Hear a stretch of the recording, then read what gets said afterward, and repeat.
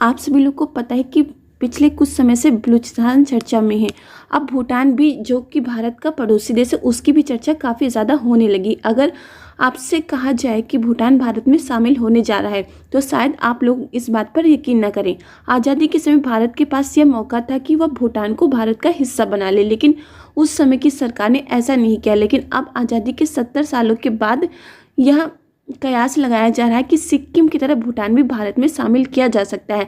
ऐसी उम्मीद इसलिए लगाई जा रही है क्योंकि इस समय भारत और भूटान के रिश्ते काफ़ी ज़्यादा मजबूत हो गए हैं। एक खबर के अनुसार भूटान के प्रधानमंत्री पिछले 1-2 महीनों में कई बार भारत आ चुके हैं। भूटान के प्रधानमंत्री ने कई बार यह कहा है कि भारत ने भूटान को आगे बढ़ाने में काफ़ी ज़्यादा सहयोग किया है। भारत की तारीफ कई बार भूटान के प्रधानमंत्री के द्वारा की जा चुकी है। भूटान के द्वारा चीन के प्रस्ताव को कई बार ठुकरा दिया गया है। अब आप लोग यही सोचेंगे कि भारत के साथ भूटान की नज़दीकियाँ इतनी कैसे बढ़ रही हैं। पूरी अपडेट क्या है इस वीडियो में आगे विस्तार से समझेंगे, लेकिन उसके पहले अगर अभी तक कि आप लोगों ने वीडियो को लाइक नहीं किया तो आप लोग वीडियो को लाइक कर दीजिए, साथ में चैनल को सब्सक्राइब कर नोटिफिकेशन बेल आइकन को जरूर दबा दीजिए, जिससे लेटेस्ट वीडियो की नोटिफिकेशन आप लोग को मिले और आप लोग वीडियो को सबसे पहले देख पाएँ। भारत और भूटान, इन दोनों देशों के संबंध सदियों पुराने हैं। धार्मिक, सांस्कृतिक और आर्थिक इन सभी स्तरों पर इन दोनों देशों ने एक दूसरे का हमेशा साथ निभाया है। भूटान में बौद्ध धर्म का प्रसार भारत से ही हुआ था। आज भी यह देश एक दूसरे की परंपराओं का सम्मान करते हैं। भारत ने हमेशा भूटान का साथ दिया है। भारत ने भूटान के लिए जो काम किए हैं उसके कारण भूटान भारत को अपना भाई कहता है। भारत के उत्तर पूर्वी राज्यों और चीन से सटा हुआ भूटान भारत के बगल में स्थित है। भूटान क्षेत्रफल के मामले में भारत के कई राज्यों से भी काफ़ी छोटा देश है। भूटान की सीमाएं भारत के कुछ राज्यों जैसे सिक्किम, अरुणाचल प्रदेश, असम और पश्चिम बंगाल से सटी हुई हैं। भूटान 3 ओर से भारत के राज्यों से घिरा हुआ है और एक ओर से चीन से। भूटान पूर्ण रूप से कभी भी भारत का हिस्सा नहीं था, यह हमेशा ही एक स्वतंत्र देश रहा है। भारत और भूटान के कई राज्यों के बीच ऐतिहासिक रूप से संबंध काफ़ी गहरे रहे हैं। 18वीं और 19वीं शताब्दी में ब्रिटिश ईस्ट इंडिया कंपनी का प्रभाव भारत में पड़ा था, लेकिन भूटान उससे स्वतंत्र रहा। उसके बाद 1865 में ब्रिटिश सरकार और भूटान के बीच सिंचुला संधि हुई, जिसमें भूटान को अपने कुछ क्षेत्रों से हाथ धोना पड़ा था, लेकिन भूटान की संप्रभुता बनी रही। 1910 में पुनाखा की संधि के तहत भारत ने अपनी फॉरेन पॉलिसी पर ब्रिटिश कंट्रोल को स्वीकार किया, लेकिन आंतरिक मामलों में उसकी स्वतंत्रता फिर भी बनी रही। उसके बाद 1949 में भारत और भूटान के बीच फ्रेंडशिप की ट्रीटी साइन हुई, जिसमें भारत ने भूटान की संप्रभुता को मान्यता दी और भूटान की डिफेंस और फॉरेन पॉलिसी में सहयोग देने का वादा किया। भारत ने हमेशा भूटान का साथ दिया। अब यहाँ पर बात करते हैं सिक्किम की। सिक्किम कभी एक स्वतंत्र राज्य था। यह 1975 में भारत का 22वां राज्य बना। भारत का 22वां राज्य सिक्किम के बनने की प्रक्रिया इतनी आसान नहीं थी। 19वीं सदी में ब्रिटिश ईस्ट इंडिया कंपनी ने सिक्किम को एक संरक्षित राज्य बना दिया था। उसके बाद 1947 में आज़ादी के बाद जब भारत आज़ाद हुआ तो सिक्किम ने खुद को एक स्वतंत्र देश बनाए रखा, लेकिन यह पूरी तरह से स्वतंत्र नहीं था। 1950 में भारत और सिक्किम के बीच एक समझौता हुआ, जिसमें सिक्किम भारत का संरक्षित राज्य बन गया। सिक्किम की सुरक्षा और विदेश नीति भारत के हाथों में आ गई। सिक्किम का आंतरिक शासन यहाँ के राजा चोग्याल के पास था।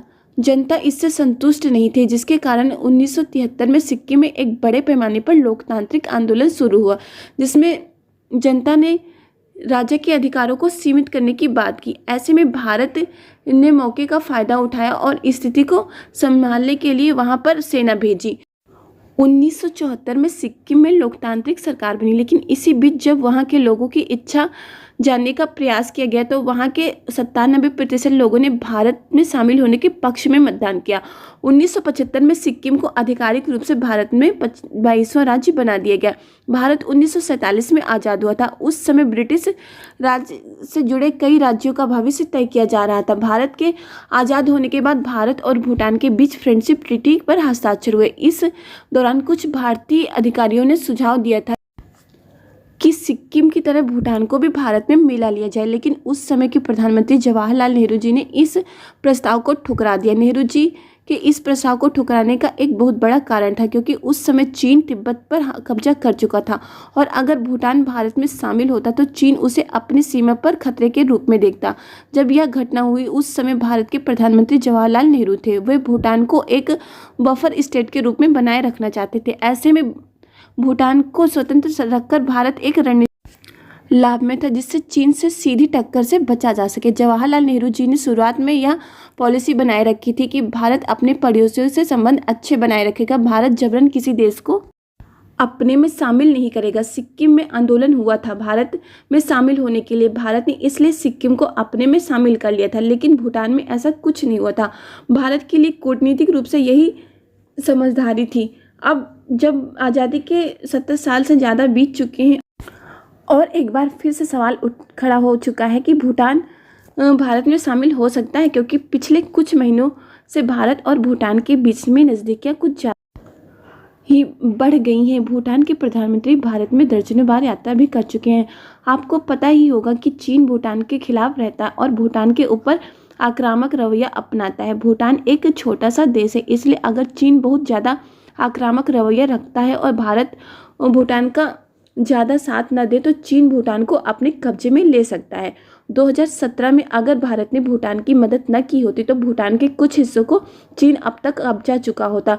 भूटान ने चीन की इस डील को भी ठुकरा दिया था कि जहां पर चीन भूटान को उत्तर में ज़्यादा भूमि देने की बात कर रहा था, लेकिन इसके बदले में चीन भूटान का हिस्सा मांग रहा था।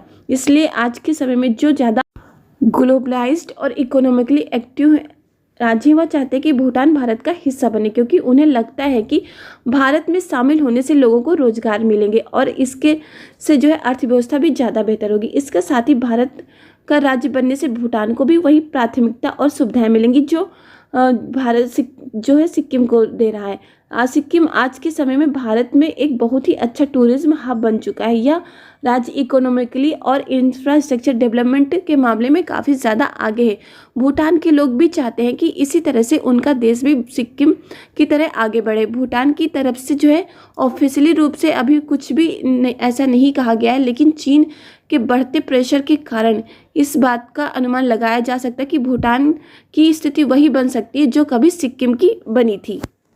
ज़्यादातर लोग कयास लगा रहे हैं कि अगला भारत का राज्य वो भूटान बन सकता है। अब तो ये समय ही बताएगा, क्योंकि अभी तक की भूटान की तरफ से कोई भी ऑफिशियली नोटिस जारी नहीं की गई इस बारे में। तो जब तक कि भूटान और भारत की तरफ से कुछ भी ऑफिशियली नहीं आता है तब तक कि नहीं कहा जा सकता कि ऐसा हो सकता है। बाकी अगर ऐसा होता है तो यह भूटान के साथ साथ भारत के लिए भी काफ़ी ज़्यादा अच्छा होगा। आपकी इस पर राय क्या है? अपनी राय कमेंट करके ज़रूर बताएं। आप लोग को वीडियो पसंद आए तो आप लोग वीडियो को लाइक कर दीजिए, साथ में चैनल को सब्सक्राइब कर नोटिफिकेशन बेल आइकन को जरूर दबा दीजिए, जिससे लेटेस्ट वीडियो की नोटिफिकेशन आप लोग को मिले और आप लोग वीडियो को सबसे पहले देख पाएँ। आप लोग वीडियो को अपने दोस्तों के साथ फेसबुक, व्हाट्सएप, इंस्टाग्राम ग्रुप पर शेयर जरूर कर दिया करिए, जिससे कि और लोग भी वीडियो को देख पाएँ। इस वीडियो में बस इतना ही। जय हिंद, जय भारत।